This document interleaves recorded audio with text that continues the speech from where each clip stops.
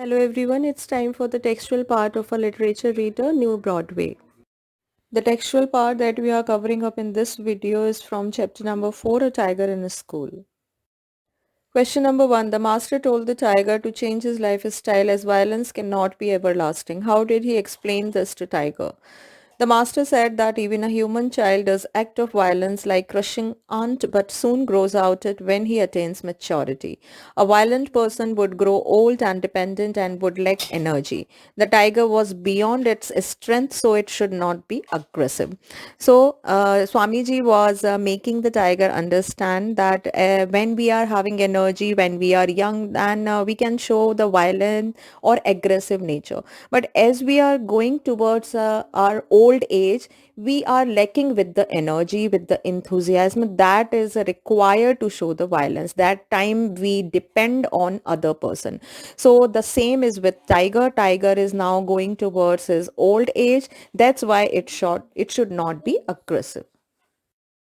Question number 2. Why do you think the people thought that the master was talking to the headmaster? The answer is, it was logical that the master was talking to the headmaster since the master could not be expected to have a talk with the tiger, who was the only other living being in that room apart from the headmaster.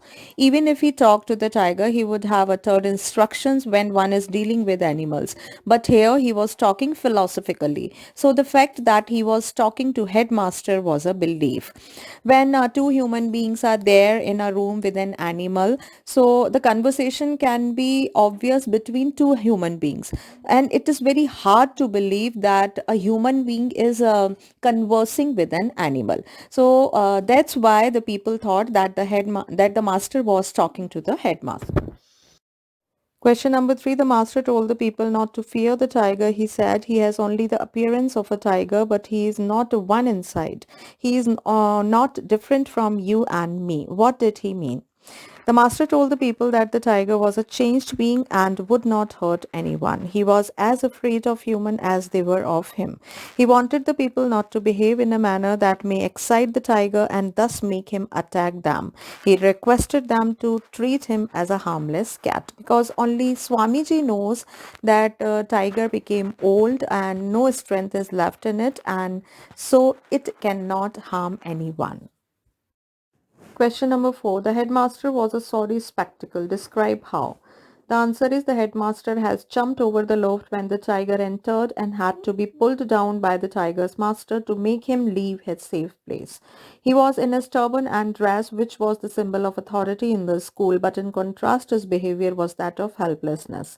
He was humiliated and it was witnessed by a large crowd. Though principal is the senior most post in the school, but if a tiger comes before the principal, then principal is also a human being. He will also get afraid like all of us. Question number 5. Read these extracts from the story and answer the questions by choosing the correct option. Some text has been given from the chapter and a question has been formed from that text. We have to choose the right answer of that question. First text is, my master never explained to me the mystery or the process of his influence on me. The influence that the master had on the tiger was such that. The correct answer of this question is, the tiger became subdued, sapped of all energy and began to understand human speech. Answer number 3 means, because of his master's influence, the tiger became very weak, the tiger became very quiet, and all his strength weakened and he started understanding the speech of its master.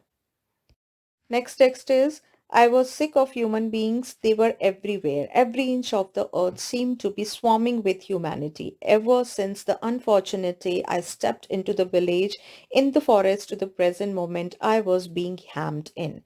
Now the question from this text is, the tiger is sick of humans because they are present everywhere and the correct answer is answer number 2, have been interfering with his life since that unfortunate day. Next line from the chapter, you have all improved to the extent of not referring to him as brute or beast. But I'm sorry to note that you still have no confidence in him or me. Here the Swami is referring to, and the correct option is option number 2, the extraordinary and irrational fear that the people of Malgudi felt when they saw the tiger. Question number 6 is from the part info. Why do you think the tiger followed every instruction of his master? Was it merely because he had begun to understand his philosophy? The answer is the tiger had been trained in a circus to follow the commands. So when master gave him instruction, he followed them out of his habit. The tiger says, I understood, which might mean that he understood what he ought to do. He had not begun to understand his master's philosophy, but he finally accepted the fact that the only way to survive was to do what his master wants. Now the tiger was under the control of its master, and as he was also able to understand the instruction that were given by its master, so it felt that it will be better that if he followed all the instruction of its master, only then he is going to be survived. Question number 7. When the tiger and his master emerged from the room, they saw no one, but heard only suppressed, excited comments and whispers from different corners. What does this tell you about human nature? The answer is there were people to hear what was going inside the room. The moment the tiger and its master emerged from the room, they ran to the nearest safe place. They were whispering for ear of exciting and angering the tiger. Master had assured them that tiger would not harm them, but they still considered the tiger as a threat. It shows that humans are rather cowardly. Question number 8. When Alphonse asked the master if it was the same tiger, he answered cryptically, same and another. What do you think he meant? The answer is the master meant that though it was the same tiger, it had undergone a change in its nature. So it was the same tiger with different characteristics who follows its master like a cat and did not show aggressiveness. Question number 9 from the part reflect. But violence cannot be everlasting. Sooner or later, it has to go. Do you agree with the holy man? Give reasons for your opinion. The answer is yes. No form of violence can be everlasting. Violence is the result of anger, which in time slowly subside. Violence is never a solution of a problem. The effect of violence on mental health leads to a quick downfall. So whatever type of hate for any person or anything you are having in your heart, that gradually come down with the time.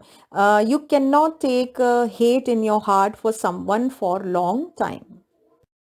Last question of the chapter. Some famous quotes on non-violence have been given here by some famous personalities. Have a look on those quotes. Quote number 1. Anger is the enemy of non-violence and pride is the monster that swallows it up. Given by Mahatma Gandhi. Next quote. Non-violence is the greatest force as at the disposal of mankind. It is mightier than the mightiest weapon of destruction devised by ingenuity of man. Again, it is given by Mahatma Gandhi. Quote number 3, there is no such thing as defeat in non-violence, given by Cesar Chavez. And the last quote, I always say that non-violence is not the weapon of the weak, it is the weapon of a strong. It is given by Betty Williams. With this, we have completed the textual part of this chapter. We'll meet again.